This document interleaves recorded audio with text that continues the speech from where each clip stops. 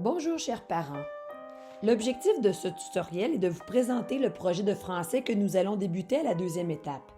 L'évaluation de la lecture se fait habituellement à partir d'un roman, mais cette année, nous utiliserons un support différent, soit un jeu vidéo qui nous permettra de comprendre et d'étudier les récits merveilleux.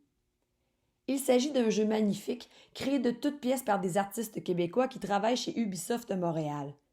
Puisque la diffusion de notre culture est importante, ce jeu s'inscrit bien dans notre mission pédagogique.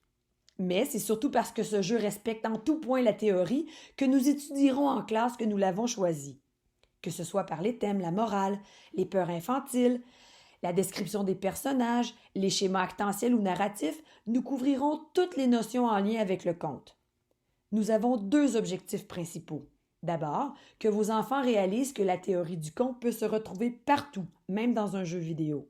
Également, nous voulons nous servir de ce jeu pour nos évaluations en lecture et en écriture à la deuxième étape. En ce sens, vos enfants seront soumis à des évaluations qui porteront sur la compréhension de la théorie du conte et qui auront pour toile de fond le monde de Lémuria, l'univers dans lequel nous plonge le jeu vidéo. La façon dont nous travaillerons ce jeu sera principalement à l'aide d'un cahier d'exercices virtuel que vos enfants devront remplir, sous forme de devoir, en complétant un chapitre de jeu par semaine selon un échéancier précis.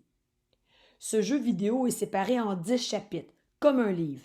Vos enfants devront d'abord jouer, compléter les exercices en devoir, puis nous corrigerons le tout en classe. Bref, vos enfants valideront leur apprentissage du conte en jouant aux jeux vidéo et nous les accompagnerons dans ce processus. Vous pourrez bien sûr suivre le déroulement de ce projet grâce au Classroom de votre enfant. Mis à part les notions de français, nous avons d'autres intentions pédagogiques, notamment l'éducation numérique. En effet, notre but est de conscientiser vos enfants à l'hygiène numérique, à l'importance de la gestion du temps d'écran. Comme pour l'éducation alimentaire, beaucoup de choses méritent d'être enseignées à vos enfants. Par exemple, il n'est pas recommandé de se nourrir uniquement de malbouffe, tout comme il n'est pas sain de passer 10 heures par jour devant un écran. Voilà pourquoi il est primordial d'apprendre à s'autogérer et à comprendre les effets négatifs de la surutilisation de la technologie sur notre santé. Nous visons l'autorégulation grâce à la signature d'un contrat de joueur, que vous devrez également signer, dans lequel les élèves s'engagent à ne jouer que 30 minutes par jour. Pour réussir ce projet, vous aurez bien sûr à vous procurer le jeu Child of Light en ligne, soit directement sur le site d'Ubisoft ou bien sur Internet grâce à la console de jeu de votre enfant. Le coût de ce jeu est sensiblement le même que celui d'un roman, soit d'environ 15 $.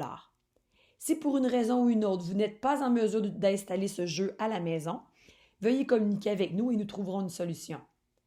Vous avez également la possibilité de refuser que votre enfant participe à ce projet. Si tel est le cas, bien vouloir nous prévenir.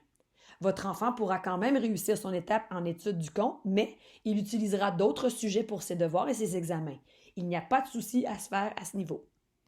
Nous croyons proposer un projet novateur, motivant et différent à vos enfants. Nous vous encourageons à questionner vos enfants sur ce jeu, sur les exercices et ce que nous faisons en classe avec celui-ci. Également, et bien humblement, il s'agit de la première année de l'implantation de ce projet. Alors, il se pourrait qu'il y ait quelques petits changements en cours de route. Si vous avez d'autres questions, n'hésitez pas à communiquer avec nous. Dans notre courriel, nous joindrons à ce tutoriel des documents informatifs importants que nous vous recommandons de consulter. Merci de votre confiance, les enseignants de français de 3e secondaire.